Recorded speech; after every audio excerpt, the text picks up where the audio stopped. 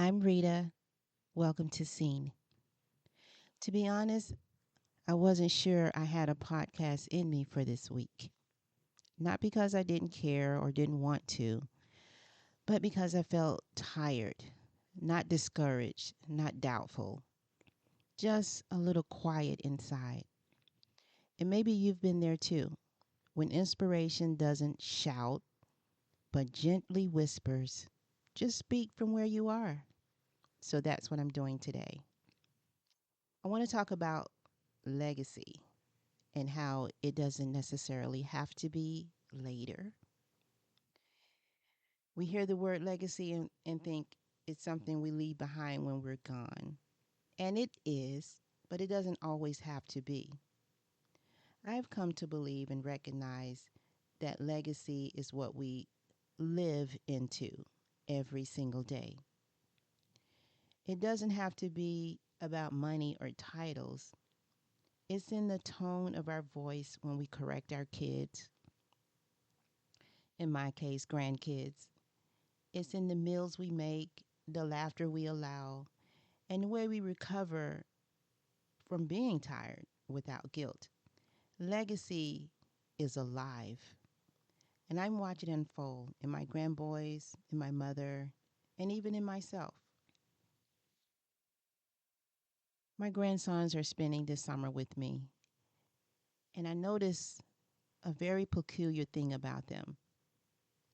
They have their rules, they have their chores, but sometimes when I have to get on them about something, I love the way they never pout, they never argue back, they accept the consequences calmly.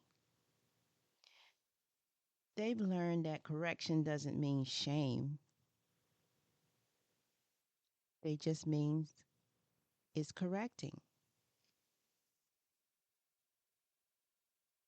I have a rule that they have to be out of their bedrooms, face washed, teeth brushed, and in the kitchen between 9 and 9:30 for their breakfast.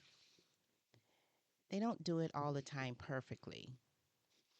If they're too late, they don't get to, I don't know, play their games that day or don't play as much. So they really, really make an effort to be out there. And when they don't, I cut time off their playtime. And they take it gracefully. No, but grandma, none of that.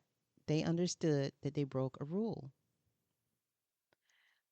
Also, sometimes my daughter will call me on her way to work and she'll ask my opinion on her outfit. And definitely I'll give my opinion. But I've taught her well, and she's confident that I'm going to like what she's chosen. And 99% of the time, I do. Again, I call these things legacy. I used to think legacy had to be big, bold, and seen by others, but now I see it's often quiet. It happens in rooms where no one is recording. It's how you show up when you don't feel like showing up. It's what they remember about you, but also what they remember inside themselves because of how you made them feel. So today, I'm honoring the slow, the simple, and the sacred. Thanks for listening.